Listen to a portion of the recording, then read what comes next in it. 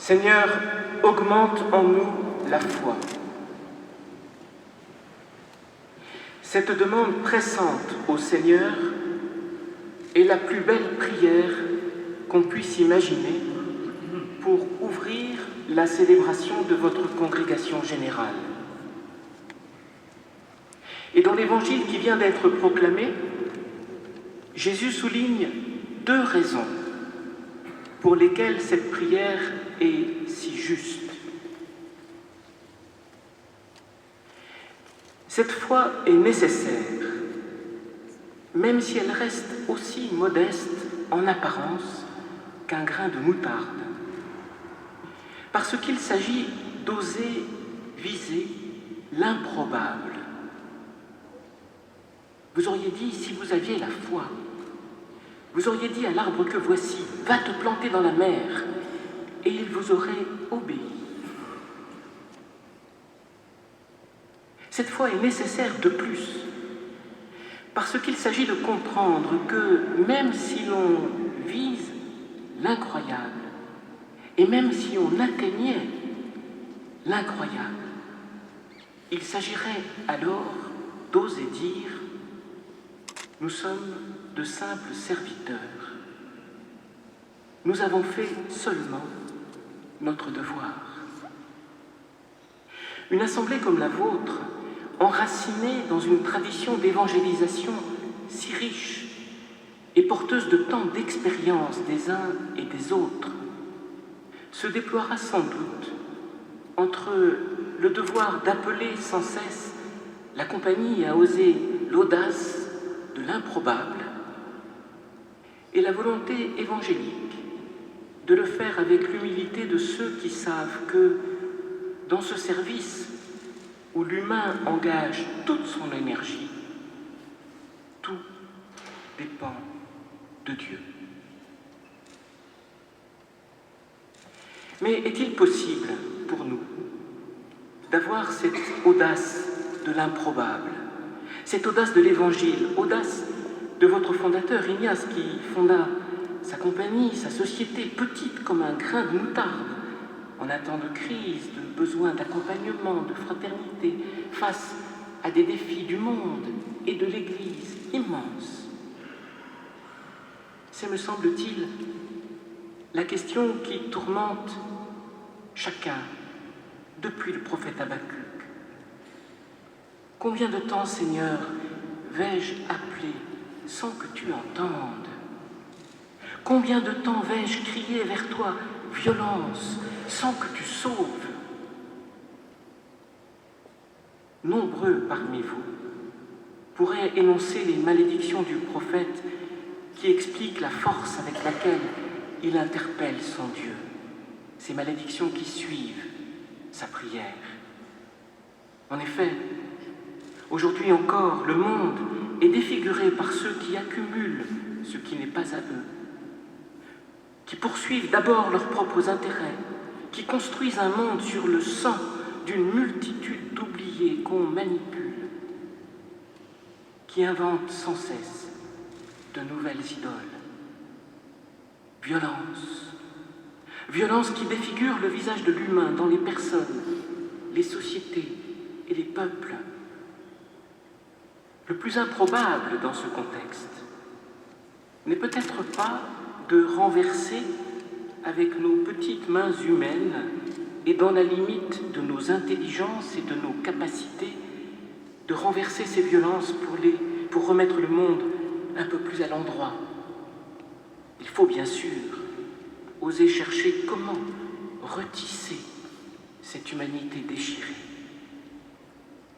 Mais la véritable audace de l'improbable n'est-elle pas de faire entendre, au cœur de ce travail de retissage de l'humanité, de faire entendre la voix de celui qui, envers et contre tout, conduit son peuple et lui donne la force de vivre par sa propre fidélité.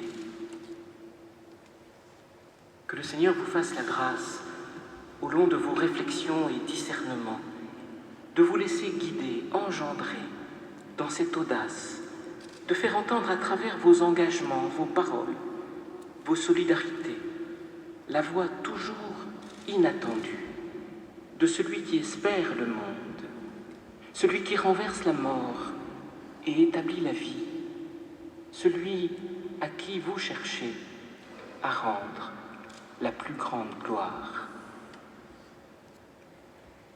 Loin d'être naïve, cette audace de l'improbable est réaliste. L'apôtre Paul, dans sa seconde lettre à Timothée, nous aide à comprendre pourquoi.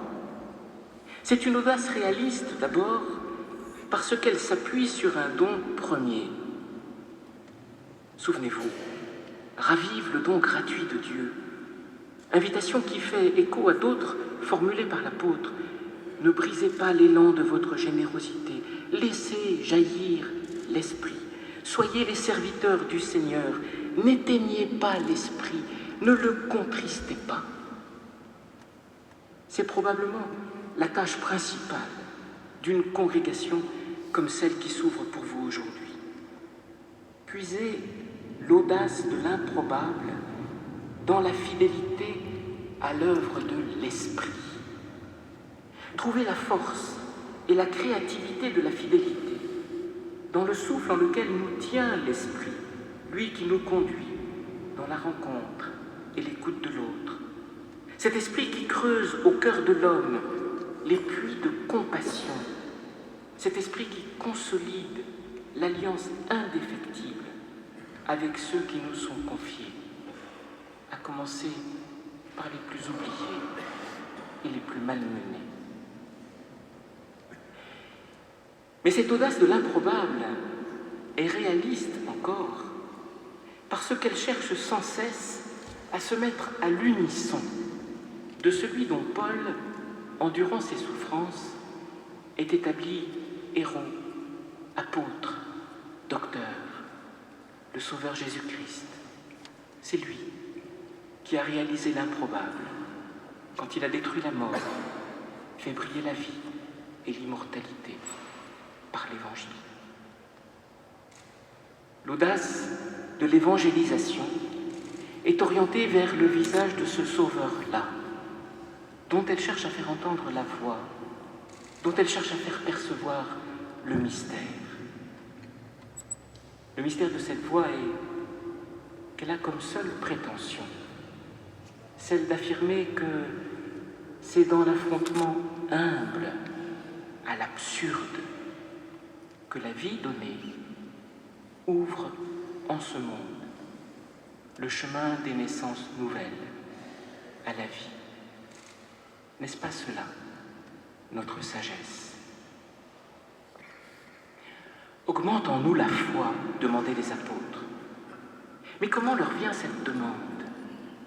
Comment pourrions-nous la faire nôtre? Comment, en notre temps, allons-nous par la foi répondre à l'urgente nécessité de vivre vraiment comme des hommes de foi, des contemplatifs en action, des hommes dont la vie sera vraiment donnée pour les autres?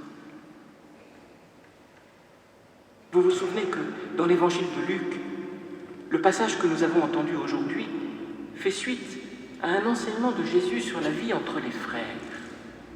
C'est curieux. Il est inévitable, dit-il, ou nous laisse-t-il comprendre, que quand on essaie de vivre ensemble, arrivent des scandales. Il faut vous tenir sur vos gardes pour ne pas entraîner au péché un seul de ces petits.